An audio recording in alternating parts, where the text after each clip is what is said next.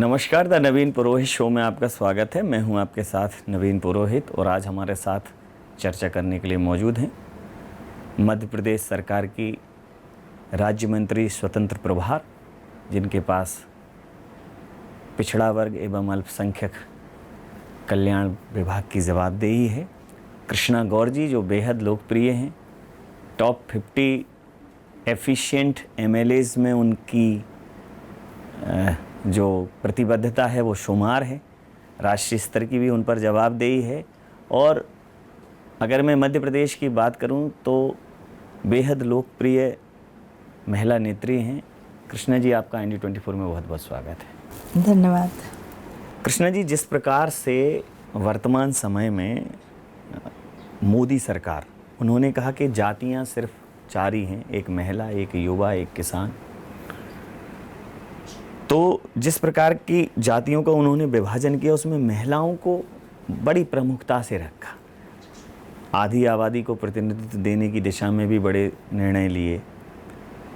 तो इन निर्णयों को और मोदी सरकार की इस सोच को आप किस दृष्टिकोण से देखते हैं? मुझे लगता है कि वास्तव में एक विचार जो माननीय प्रधानमंत्री जी ने इस देश को दिया है, महिलाओं को विकास की मुख्य धारा से में जोड़ने का, उसके पीछे उनका गहरा चिंतन है। और वो ये जानते हैं कि अनादिकाल से इस देश में मातृशक्ति के बिना कुछ संभव नहीं है। हमने देखा है कि जब जब देवताओं पर भी संकट आया, उन्होंने देवी शक्ति को प्रकट किया। तो स्वाभाविक रूप से ये संस्कृति अनादिकाल से हमारे देश की संस्कृति में पलती परवरिश होती चली आ रही है।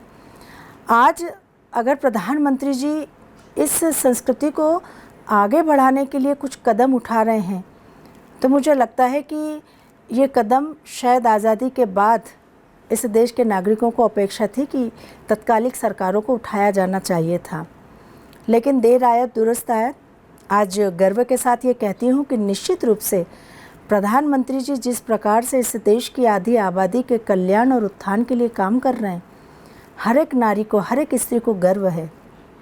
महिलाएं आधी आबादी हैं, वो हमारे परिवार, समाज और इस देश का आधा हिस्सा है। और इस दृष्टि से समान अधिकार और उनके कल्याण के लिए सरकार द्वारा किए जा रहे कार्यों को पहुंचाकर उनको एक बेहतर जीवन देना, ये हमारी सरकार की, प्रधानमंत्री जी की सोच है। तो आज महिलाएं भी इस देश में निश्चित रूप से अपने आप को विकास की, देश की, समाज की मुख्य धारा से जुड़ा हुआ महसूस कर रही हैं। और एक नारी जाति का प्रतिनिधित्व करने के नाते मैं ये कह सकती हूँ कि निश्चित रूप से प्रधानमंत्री जी के इस विचार को पूरी नारी जाति ने शिरोधार्य किया है। और जो सोच लगातार इस देश में नारियों के प्रति, स्त्रियों के प्रति थी, उस सोच को निराधार साबित करने का काम किया है कि महिलाएं अब हर क्षेत्र में अपने आप को साबित कर रही हैं। हर क्षेत्र में महिलाएं अपना वर्चस्व स्थापित कर रही हैं और इसके लिए सरकार भी पर्याप्त अवसर उसे दे रही है। अगर मैं भारतीय जनता पार्टी की सरकार के अलावा, केंद्र सरकार के अलावा, अब मैं संगठन की बात करूं तो संगठन भी अब ऐसे निर्णय ले रहा है जो कार्यकर्ताओं के अंदर उत्साह भरने वाले। एक पूरे पीढ़ी परिवर्तन के दौर से भारतीय जनता पार्टी गुजर रही है। चाहे नवनिर्वाचित प्रदेश अध्यक्ष की बात हो, बैतूल से एक ऐसा चेहरा जो कहना चाहिए जिनका अनुभव कहीं ना कहीं एक नए कार्यकर्ता जैसा ही है। और चाहे मुख्यमंत्री जी की बात हो, राजस्थान में पहले बार के विधायक हैं मुख्यमंत्री, छत्तीसगढ़ में तो एक कार्यकर्ता यहाँ प्रदेश अध्यक्ष बन जाता है जिसके विषय में कोई बैकअप नहीं है, कोई राजनीतिक विरासत नहीं है, कोई पीढ़ी दर पीढ़ी विरासत का हस्तांतरण नहीं है। तो जब इस प्रकार के निर्णय लिए जा रहे हैं तो एक कार्यकर्ता तमाम आपके संपर्क में रहते हैं, तो कार्यकर्ता होने के नाते इस प्रकार के निर्णयों में कार्यकर्ताओं में किस प्रकार का भाव है? नहीं नवीन जी, मुझे लगता है कि निश्चित रूप से हमारी पार्टी जिस प्रकार के निर्णय ले रही है, कार्यकर्ताओं में बहुत उत्साह है। और इसके पीछे बहुत बड़ा कारण ये है कि हर एक कार्यकर्ता को लगता है कि अगर मैंने संगठन के दृष्टि से बहुत बेहतर काम किया, पार्टी की विचारधारा के अनुरूप काम किया, तो निश्चित तौर पर मुझे संगठन आगे बढ़ने का मौका देगा। और हमने देखा है कि कार्यकर्ताओं की क्षमताओं के अनुसार संगठन, मैं हमेशा कार्यकर्ताओं को कहती हूँ कि हमें लगता है संगठन में काम करते हुए कि हम 2 आँखों से देख रहे हैं, लेकिन हमारा संगठन 1000 आँखों से हमको देखता है। तो जब वो अपने कार्यकर्ता में क्षमताएं देखता है तो स्वाभाविक रूप से उसे अवसर देता है।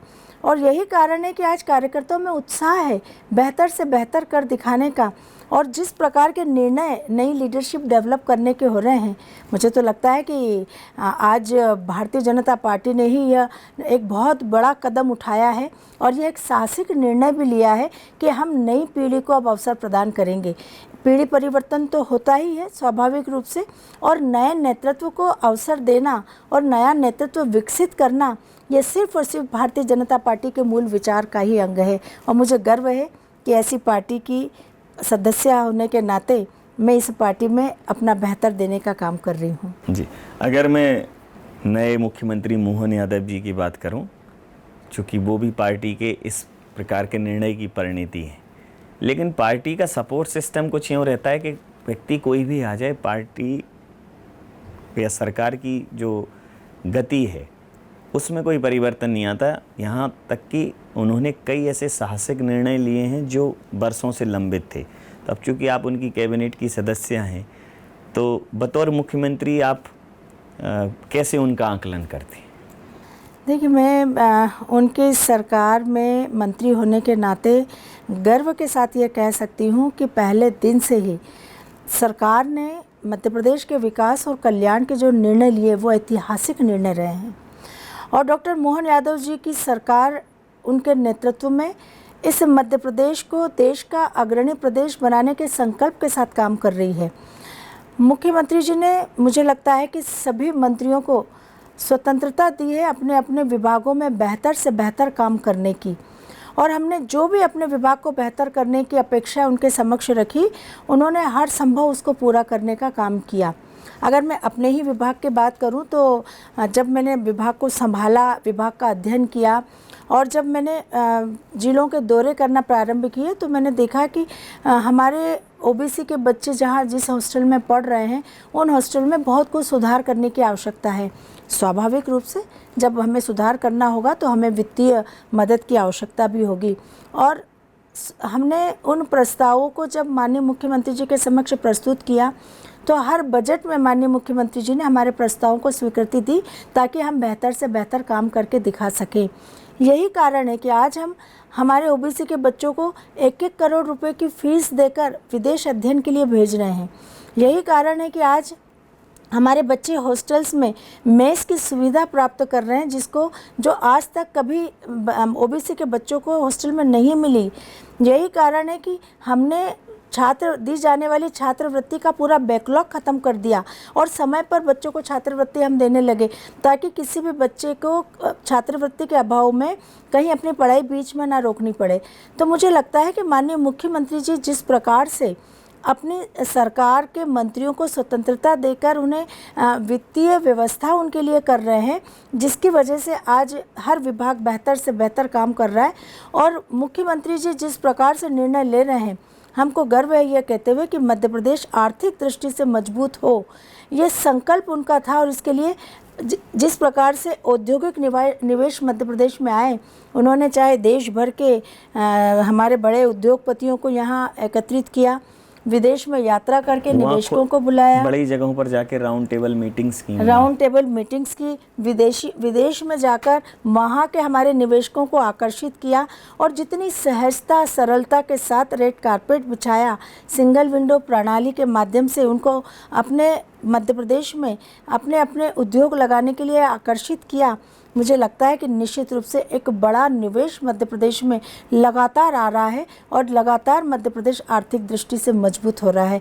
तो ये माननीय मुख्यमंत्री जी का बहुत बड़ा इस मध्य प्रदेश के लिए संकल्प है कि मध्य प्रदेश हर दृष्टि से बेहतर हो और औद्योगिक प्रदेश भी वो कहलाए। जी, जिस प्रकार से आपने ओबीसी की चर्चा की, चूँकि ओबीसी को 25% आरक्षण देने की बात कर रही है, वर्तमान समय में कांग्रेस ओबीसी की हितैषी बनी हुई है। ओबीसी उनके लिए एक इस समय पर मुद्दा है, भले ही वो राजनीतिक हो या बाकी वो भावनात्मक हो, मालूम नहीं, क्योंकि किसी भी विषय की गहराई उसके परिणामों के बाद आंकलित होना ही संभव होती है। लेकिन इस समय पे राहुल गांधी जी ओबीसी समुदाय के मसीहा बने हुए हैं, ओबीसी के हित की बात करते हैं और वो भारतीय जनता पार्टी पर ओबीसी की अनदेखी करने का भी आरोप लगाते हैं। चूँकि आप स्वयं उस समाज से हैं, सरकार में आपकी सहभागिता भी है, तो आप इसका एक निष्पक्ष आकलन कर सकती हैं कि कांग्रेस जो कहती है उसमें कितनी सच्चाई।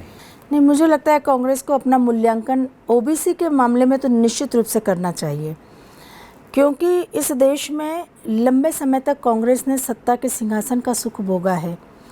कांग्रेस के हाथों में डिसीजन पावर थी।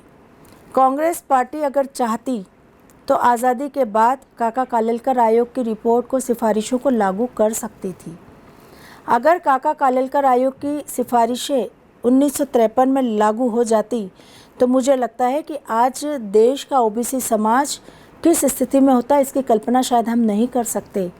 24 साल तक कालेलकर आयोग की सिफारिशें धूल खाती रही, वो फाइल दबी रही।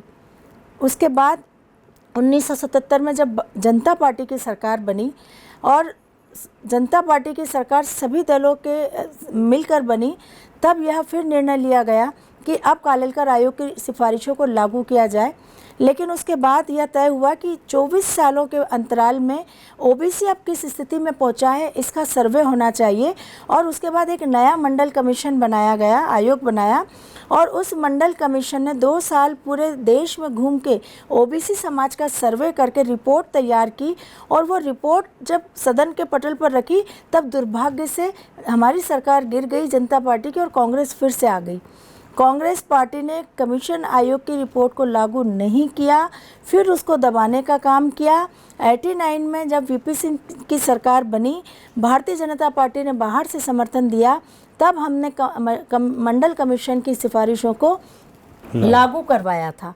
और आपने देखा होगा, शायद आपने देखा है क्या नहीं देखा, लेकिन मैं आपको बताना चाहूँगी, जब मंडल कमीशन की सिफारिशें देश में लागू हुई तब उनके तत्कालिक प्रधानमंत्री, तत्कालिक नेता श्री राजीव गांधी ने 1 घंटे आरक्षण के विरोध में भाषण दिया था और तब उन्होंने आरक्षण का विरोध किया था। ये आज भी पूरे रिकॉर्ड के साथ है, जो इस बात का प्रतीक है कि कांग्रेस ने हमेशा ओबीसी आरक्षण का विरोध किया। आज किस मुँह से ओबीसी आरक्षण की वो बात करते हैं? आज मुझे गर्व है। वो कहते हैं 25% आरक्षण की सोच तो कमलनाथ सरकार की थी। कमलनाथ जी की सरकार ने सिर्फ लोकसभा चुनाव में ओबीसी का वोट बटोरने के लिए एक दांव खेला था। वो जानते थे कि इसके खिलाफ सुप्रीम कोर्ट में याचिका लग जाएगी और यह काम नहीं हो पाएगा, पर चूंकि लोकसभा का चुनाव सामने था, वो जानते थे कि ये नहीं हो पाएगा, लेकिन ओबीसी समाज को गुमराह कैसे किया जाए, इसलिए उन्होंने एक दांव खेला था। और उसके बाद तत्काल सुप्रीम कोर्ट में याचिका लगी और वह उस पर 27% पे स्टे लग गया। तो मुझे लगता है कि कांग्रेस हमेशा अवसरवाद की राजनीति करती है, इसलिए कांग्रेस के ऊपर का भरोसा ओबीसी समाज का पूरी तरह से उठ चुका है। चाहे राहुल गांधी कितनी बातें ओबीसी समाज के लिए करें, चाहे कांग्रेस पार्टी कितना ओबीसी समाज के साथ खड़े होने की बात करे, लेकिन मैं दावे के साथ कह सकती हूँ कि देश का ओबीसी समाज ये बहुत अच्छी तरह से जानता है कि आज राष्ट्रीय ओबीसी आयोग को संवैधानिक दर्जा देकर ओबीसी समाज को मजबूत करने का काम अगर किसी ने किया है तो देश के प्रधानमंत्री श्री नरेंद्र मोदी जी ने किया है।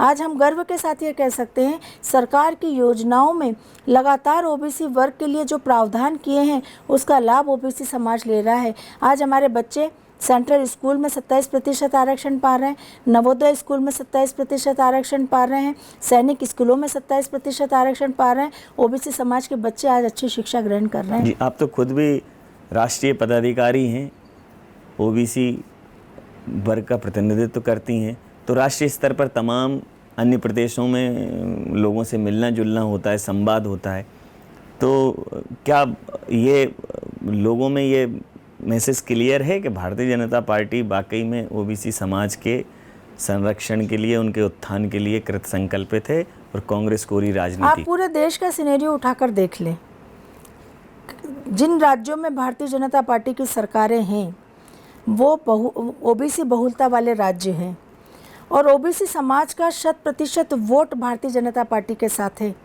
और हम ये मानते हैं कि ओबीसी समाज जिसके साथ खड़ा होता है सरकार उसकी बनती है। एक बड़ी आबादी इस देश में ओबीसी वर्गों की है और ओबीसी वर्ग आज अगर भारतीय जनता पार्टी के साथ खड़ा हुआ है तो वो बहुत अच्छी तरह से ये बात समझता है कि कांग्रेस ने सिर्फ और सिर्फ ओबीसी समाज को गुमराह करके वोट बैंक के रूप में उपयोग करने का काम किया। लेकिन भारतीय जनता पार्टी और देश के यशस्वी प्रधानमंत्री माननीय श्री नरेंद्र मोदी जी जो स्वयं ओबीसी वर्ग से आते हैं, उन्होंने न केवल ओबीसी वर्ग को सम्मान दिया, आज आज़ादी के बाद पहला ऐसा मंत्रिमंडल देश में गठित हुआ है जिसमें 27 ओबीसी समाज के मंत्री हैं, ओबीसी वर्ग के मंत्री हैं, जो इस बात का प्रतीक है कि देश के ओबीसी वर्ग को कितना बड़ा सम्मान प्रधानमंत्री जी ने अपने मंत्रिमंडल में दिया है। आज पूरा देश ये मानता है कि ओबीसी का कल्याण और उत्थान अगर हो रहा है तो 2014 के बाद इस देश में ओबीसी के दिन बदलने शुरू हुए हैं। इसलिए मुझे पूरा विश्वास है कि देश का ओबीसी वर्ग, ओबीसी समाज भारतीय जनता पार्टी के साथ खड़ा है, समर्थन में खड़ा है और भारतीय जनता पार्टी की विचारधारा को समर्थन दे रहा है। राहुल गांधी जी को पहले आप लोग ये कहते थे कि राहुल जी कितना भारत जानते, उन्होंने भारत कितना देखा, इतने ताने दिए कि वो यात्रा पर निकल पड़े। वो लोग समाज सामान्यतः कश्मीर से कन्याकुमारी तक चलते हैं, लेकिन उन्होंने कन्याकुमारी से कश्मीर गए, फिर इधर ईस्ट से वेस्ट तक गए। वो पूरा भारत उन्होंने लगभग नापा यात्राओं के माध्यम से। एक भारत जोड़ो यात्रा थी, फिर एक भारत जोड़ो न्याय यात्रा, ऐसे 2 यात्राएं उन्होंने चलाई। अब कांग्रेस तो कह रही है उनको, कांग्रेस के तो वो हीरो हैं, आप उसे परिवारवाद कहती हैं कि वो परिवारवाद की निशानी है, कांग्रेस उन्हें हीरो कहती है। अब कांग्रेस उनके अंदर प्रधानमंत्री भी देख रही है और अब तो राहुल जी कहने लगे हैं सभाओं में कि जब हमारी सरकार आएगी तो एक भी ऐसा अधिकारी नहीं बख्शा जाएगा जिसने लोकतंत्र के साथ, संविधान के साथ छेड़खानी करने का प्रयास किया है। लोकतंत्र खतरे में है, संविधान खतरे में है, चुनाव आयोग से लेकर सब पर सवाल उठा रहे हैं। तो जिस प्रकार का राहुल गांधी जी का एक प्रस्तुतिकरण हो रहा है, वो देख रहे हैं कि वो फ्यूचर में प्रधानमंत्री बन सकते हैं और जब वो सरकार आएंगी तो फिर वो इन सबको सबक सिखाएंगे। मुझे लगता है कि सबसे पहले राहुल गांधी जी को इस बात पर विचार करना चाहिए। नहीं, आप हंसी क्यों? मैं इसलिए हंसी कि किस प्रकार के सपने वो देख रहे हैं, किस प्रकार की खुशफहमी उनके अंदर है और उनकी पार्टी के अंदर है, जबकि सच्चाई तो यह है कि उनकी पार्टी के अंदर कोई उनको गंभीरता से नहीं लेता।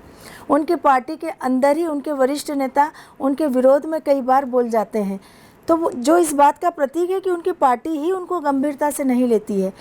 तो प्रधानमंत्री पद को के लिए अपने आप को मानना ये उनकी खुशफहमी हो सकती है, लेकिन इस देश की जनता की आवाज़ कभी ना हो सकती है। ये देश अब बहुत आगे बढ़ चुका है, बहुत तेज़ गति से प्रगति के पथ पर दौड़ रहा है और जिस प्रकार का नेतृत्व आज देश को प्रधानमंत्री श्री नरेंद्र मोदी जी के रूप में मिला है, हम एक विश्व की बड़ी अर्थव्यवस्था के रूप में आज पूरे विश्व में अपना स्थान बना रहे हैं। तो स्वाभाविक रूप से देश का हर नागरिक इस देश को आगे बढ़ता हुआ देखना चाहता है, ना कि पीछे जाते हुए। और इसलिए राहुल गांधी को अपना खुद का मूल्यांकन करना चाहिए, अपनी पार्टी का मूल्यांकन करना चाहिए। आज कांग्रेस पार्टी किस स्थिति में और इसको यहाँ पहुँचाने का काम किसने किया है यह भी देखना चाहिए। शायद राहुल गांधी जी के बजाय कोई और नेता होता तो शायद कांग्रेस पार्टी की स्थिति बेहतर होती, लेकिन राहुल गांधी जी ने जो नुकसान कांग्रेस पार्टी का किया है उससे पार्टी कभी उबर नहीं पाएगी। अभी राहुल जी को हालिया माननीय सुप्रीम कोर्ट ने कहा कि जो आप जिस प्रकार की बयानबाजी सीमाओं पर चाइना को या पाकिस्तान को लेकर करते हैं, लेकिन ये वर्तमान टिप्पणी चाइना को लेकर थी। उन्होंने कहा कि चाइना ने ज़मीन दबा ली है, ऐसा वैसा। तो सुप्रीम कोर्ट ने एक टिप्पणी की कि एक सच्चा भारतीय इस प्रकार की गैर जिम्मेदार टिप्पणियाँ अगर आप बाहर नहीं करता, आपको अगर ये चीज़ें करनी है, पूछनी है, सदन में रखिए, आंकड़े रखिए। उसके बाद भी राहुल जी कह रहे हैं ना वो डरेंगे ना वो झुकेंगे और वो ये भी कह रहे हैं उन्हें प्रधानमंत्री से डर नहीं लगता। देखिए, कांग्रेस पार्टी एक ऐसी पार्टी है जिसने कभी भी संवैधानिक संस्थाओं का सम्मान नहीं किया। हमने देखा है किस प्रकार से संवैधानिक संस्थाओं पर आरोप प्रत्यारोप करके कांग्रेस पार्टी ये साबित करने की कोशिश करती रही कि हमें देश के संविधान पर भरोसा नहीं है। निर्वाचन आयोग पर जिस प्रकार की टिप्पणी जो संवैधानिक संस्था है कांग्रेस पार्टी और कांग्रेस पार्टी के नेता करते हैं, ये कहाँ तक उचित है? जिन राज्यों में जब कांग्रेस पार्टी चुनाव जीतती है तब निर्वाचन आयोग पर कोई उंगली नहीं उठाई जाती, लेकिन जहाँ वो पराजित होती है तो वहाँ पर निर्वाचन आयोग दोषी हो जाता है। तो मुझे लगता है कि कांग्रेस पार्टी ने संवैधानिक संस्थाओं का अपमान करने का काम हमेशा से किया वो है। कह रहे हैं आपने वोट चुराए हैं और आप कहती हो हमने दिल चुराए हैं। सर बिल्कुल सच है। हम लोग जनता के हृदय में निवास करते हैं, हम काम करके दिखाते हैं। और जिस प्रकार से भारतीय जनता पार्टी के प्रति इस देश की जनता का विश्वास है और प्रधानमंत्री श्री नरेंद्र मोदी जी के नेतृत्व पर भरोसा है, उसका परिणाम ये है कि आप अब इतने राज्यों में आज हमारी सरकारें हैं और अभी भविष्य में जो जिन राज्यों में हमारी चुनाव होने वाले हैं उनमें भी हमारी सरकार बनेगी। ये बात मैं पूरे दावे के साथ कह सकती हूँ। अब अगर मैं आपके विभाग की बात करूं, चूँकि आप एक लोकप्रिय कार्यशैली के लिए जानी जाती हैं, पिछड़ा वर्ग, अल्पसंख्यक कल्याण, ये महत्वपूर्ण जवाबदेहियाँ आपको मिली हैं। और चूँकि इस समय पे ये पिछड़ा वर्ग का तो पूरा मुद्दा का राजनीतिकरण किया हुआ है इस समय पे। नहीं, लेकिन भारतीय जनता पार्टी ने कभी भी पिछड़े वर्ग को राजनीतिक दृष्टि से नहीं देखा। कभी भी कांग्रेस ने हमेशा से पिछड़े वर्गों का वोट बैंक के रूप में उपयोग किया, भारतीय जनता पार्टी ने कभी नहीं किया। बल्कि भारतीय जनता पार्टी की हमेशा से सोच ये रही है, इतना बड़ा समाज इस देश में निवास करता है, उसके कल्याण और उत्थान के लिए सरकारों को काम किए जाने चाहिए थे, जो उनके समय में नहीं हुए। तो आज जब हमको अवसर मिला है तो हम ज़्यादा से ज़्यादा उनके लिए काम करें। तो अभी आपकी विभाग की ऐसी क्या कार्य योजनाएं हैं जिससे आपको लगता है कि ये मील का पत्थर साबित होंगी पिछड़ा वर्ग के उत्थान में? हमारा पूरा फोकस इस बात का है कि सामाजिक, आर्थिक और शैक्षणिक दृष्टि से हम ओबीसी वर्ग को मजबूत करने का काम करें। और इस दृष्टि से लगातार सरकार की कल्याणकारी योजनाओं के माध्यम से हम इन वर्गों को लाभ देने का काम कर रहे हैं। आज आवश्यकता इस बात की थी कि जितना हमारा ओबीसी वर्ग है, उनके जो पारंपरिक व्यवसाय हैं वो समय के साथ साथ पारंपरिक व्यवसाय खत्म होते चले गए। अब अगर कोई प्रजापति समाज का है तो शायद वो अपना पारंपरिक व्यवसाय नहीं करता। आज अगर कोई रजक समाज का है तो वो अपना पारंपरिक व्यवसाय नहीं करता। इनको वापस अपने पारंपरिक व्यवसाय के साथ प्रारंभ कराने का संकल्प सरकार ने लिया है। और इनको अब हम एडवांस टेक्नोलॉजी के साथ अपने पारंपरिक व्यवसाय के साथ आगे बढ़ाने के लिए पर्याप्त फंड की व्यवस्था कर रहे हैं, ताकि हमारी बड़ी संख्या में ये समाज अपने पारंपरिक व्यवसायों के साथ अपनी आर्थिक स्थिति को मजबूत भी कर सके और सदियों से जो परंपराएं हमारे देश में चली आ रही वो ख़त्म ना हो, बल्कि वो आगे बढ़ती रहे। एक शैक्षणिक दृष्टि से अगर हम बात करें तो हमारी कोशिश पूरी इस बात की है कि ओबीसी समाज के बच्चों को अच्छी शिक्षा मिले, शिक्षा के लिए पर्याप्त व्यवस्थाएं उपलब्ध हो। उसके लिए हमारी सरकार ने विदेश अध्ययन भेजने की योजना बनाई, जिसमें बड़ी संख्या में हम बच्चों को विदेश अध्ययन के लिए भेज रहे हैं। और पूरे विश्व भर की किसी भी यूनिवर्सिटी में जो हमारी सूची में है, वो सूची में अगर उसका एडमिशन होता है तो उसकी पूरी फीस सरकार देती है। ये डॉक्टर मोहन यादव जी की सरकार है जो ओबीसी वर्ग के बच्चों को न केवल विदेश अध्ययन के लिए भेज रही है, बल्कि 1-1 करोड़ रुपए तक की फीस भी उपलब्ध करा रही है। पूरे मध्य प्रदेश में जितने भी हमारे शिक्षण संस्थाएं हैं, उन शिक्षण संस्थानों में ओबीसी वर्गों के पढ़ने वाले बच्चों को हमारी सरकार लगातार स्कॉलरशिप दे रही है। और आर्थिक दृष्टि से अगर हम देखें तो हमारी सरकार की पूरी कोशिश यही है कि मध्य प्रदेश का ओबीसी वर्ग, ओबीसी समाज मध्य प्रदेश की अर्थव्यवस्था में मजबूती के साथ योगदान दे। इसलिए उस वर्ग के हाथ को मजबूत करने के लिए लगातार संकल्प के साथ हमारे योजनाओं से हम लोगों को लाभ देने का काम कर रहे हैं। अगर मैं भारतीय जनता पार्टी की बात करूं, जहां उनकी सरकारें हैं, भारतीय जनता पार्टी भगवान राम मंदिर के लिए एक बड़ा संघर्ष किया। अब प्रदेश में इस समय पे प्रभु श्री कृष्ण के चरित्र से जुड़ी हुई कथाओं को, उनके स्थानों को भी संरक्षित और संवर्धित करने का निर्णय लिया। श्री कृष्ण पाते राम बन गवन पत तो था ही, लेकिन इस सरकार ने निर्णय लिया कि भगवान श्री कृष्ण मध्य प्रदेश की संस्कृति से, मध्य प्रदेश की धरा से बहुत गहरे से जुड़े हुए हैं। दोनों हमारी संस्कृतियों के प्रतीक पुरुष हैं, चाहे राम हो चाहे कृष्ण हो। गाना है जग में सुंदर हैं दो नाम, चाहे कृष्ण का हो चाहे राम। तो राम जी की तो बड़ी चर्चा थी, लेकिन इस सरकार ने उसमें कृष्ण को भी जोड़ दिया, श्री कृष्ण पाथे, और अभी जन्माष्टमी बनाने का पूरा संकल्प। तो कांग्रेस ये आरोप लगाती है कि आप ये जो धर्म की राजनीति करते हो। मुझे लगता है कि इस देश में सनातन धर्म के प्रति सम्मान प्रकट करने की शुरुआत अगर कहीं हुई है तो जब 2014 के बाद प्रधानमंत्री श्री नरेंद्र मोदी जी का नेतृत्व इस देश को मिला है।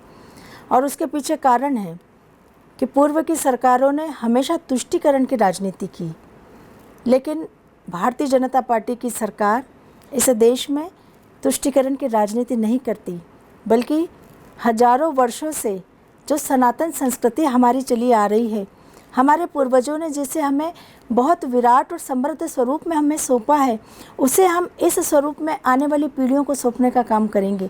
तो उसके लिए हमें कुछ कदम तो उठाने ही पड़ेंगे। तो स्वाभाविक रूप से अगर सरकार आज जन्माष्टमी को सार्वजनिक रूप से मनाने के लिए, जो कि त्योहार पहले छुट्टी थी, पहले से थी कांग्रेस की सरकारों में, पहले से छुट्टी थी, लेकिन उसको कोई इस तरह से नहीं मनाता था। लेकिन आज अगर सार्वजनिक तौर पर मनाने की शुरुआत हुई है तो उसकी तो प्रशंसा की जानी चाहिए और कांग्रेस पार्टी को भी प्रशंसा करनी चाहिए इस कदम की। अंतिम और महत्वपूर्ण प्रश्न, वैसे जो नाम आपका है ये चरित्र ही लोक लुभावन है, कृष्ण का चरित्र, और कृष्णा जो कृष्णमय हो, मतलब जितनी कलाएं हैं, 32 कलाओं का जिनको ज्ञान हो, जो किसी को मोह लें, वो चित्त और चरित्र आपका भी है। बहुत लोकप्रिय हैं, लोगों के घर में शादी विवाह में, बुलाओं में, छोटे छोटे प्रोग्राम्स में, कॉलोनी में जाते हैं तो मतलब लोगों की भीड़ लग जाती है। तो और ये बदला नहीं, तमाम राजनीतिक जवाबदेहियाँ बदली, आपके टाइटल बदले, लेकिन कृष्णा जी का ये स्वभाव नहीं बदला। तो ये इसके पीछे की वजह जानना चाहता।